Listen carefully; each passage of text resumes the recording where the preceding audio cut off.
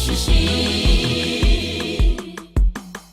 Bageze mu nyanja hagati bahura n'umuraba, bamenya ko nyirabayazana ariyo nawe umuheburayo. Baramufata bamujugunya mu nyanja, umuraba uratuza. Abo bagabo bamenya ko Imana ya Yona ariyo y'ukuri. Maze Yona amara mu nda y'urufi iminsi 3 n'amajoro 3, arasenga ahigira Uwiteka umuhigo ukomeye. Aravuga ati nzagutambira ibitambo nunyize uyu munsi. Uwiteka yumva gusenga kwategeka urufi ruramuruka.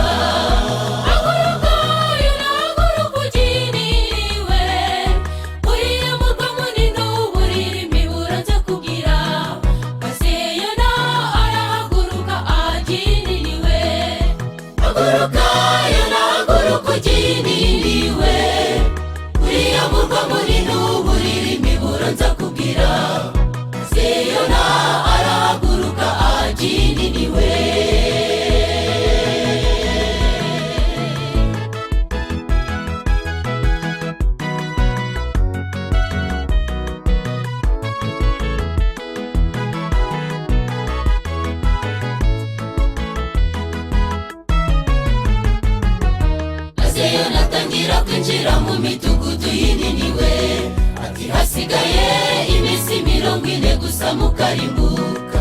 Babyumvise bashishimura imyambaro barasenga cyane, uhereye ku muto ukageza ku mukuru bose barihana. Umwami w'ininiwe nawe ntabwo yasigaye inyuma, niwe waciye iteka kw'abantu bose ndetse n'amatungo. Bambara n'ibigunira maze bakiyiriza ubusa. Imana ibonye ko bose bihanye irabababarira.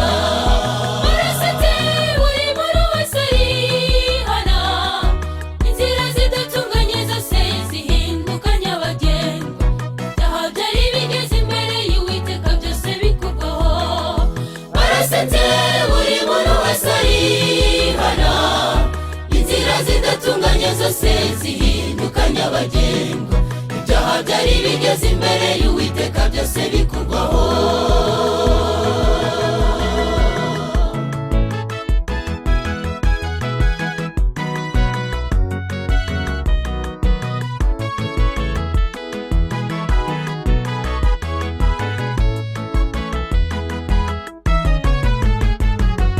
Maze Yona ababazwa nuko Imana itarimbuye ab'ininiwe.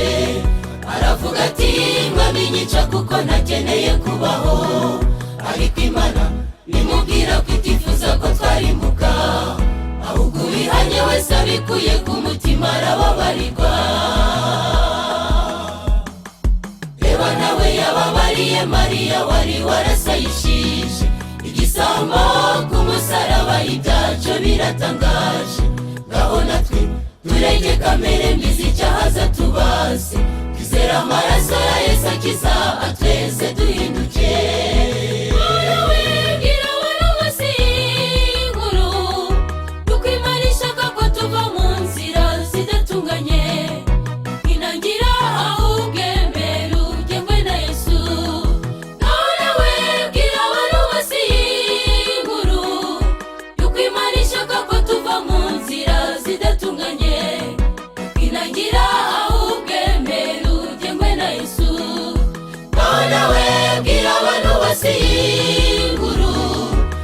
Imana ishaka ko tuva mu nzira zidatunganye, tukinangira ahubwo emera.